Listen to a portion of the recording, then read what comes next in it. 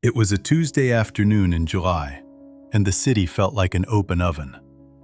Thomas sat on a weathered wooden bench in a small park, sandwiched between two towering glass skyscrapers.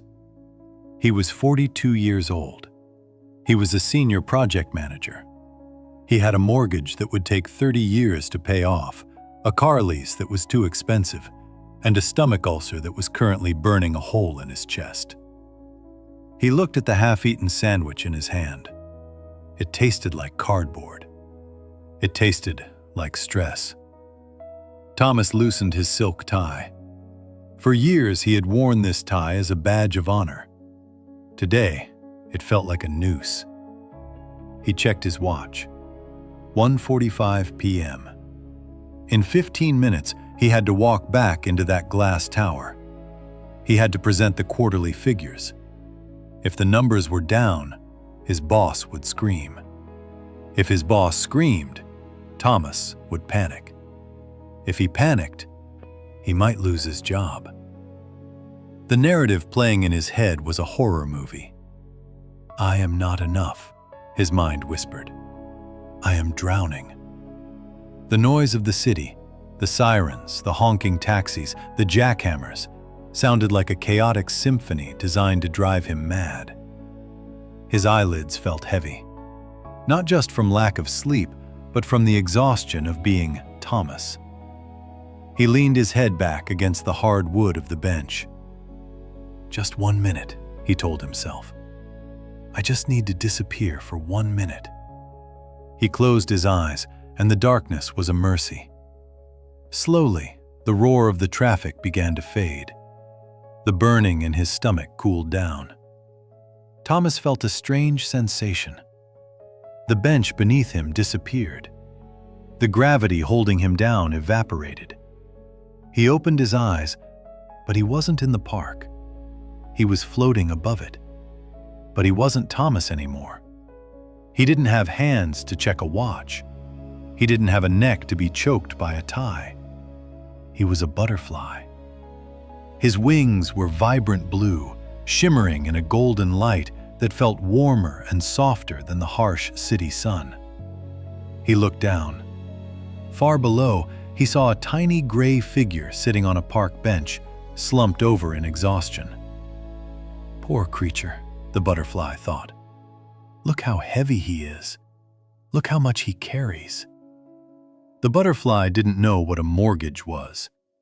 It didn't know what a quarterly report was. It only knew the wind. The wind blew, and the butterfly surrendered. It didn't fight to go left. It didn't struggle to go right. It simply trusted the air. There was no past. There was no future. There was only the delicious now. For the first time in decades, the soul inside the creature felt absolute peace. It realized that the sky was infinite and the problems of the ground were just dust. "I am free," the butterfly whispered to the wind. "This is who I really am. I am not the weight. I am the flight." Honk! A taxi horn blasted nearby, shattering the world. Thomas jolted awake. His heart hammered against his ribs like a trapped bird. The heavy, humid air of the city crashed back onto his shoulders. He grabbed his chest, gasping. Reality returned with violence. The deadlines, the debt, the fear. He looked at his watch. 1:55 p.m. Panic, cold and sharp, rose in his throat. "I have to go," he thought. "I'm going to be late." But then, he didn't move.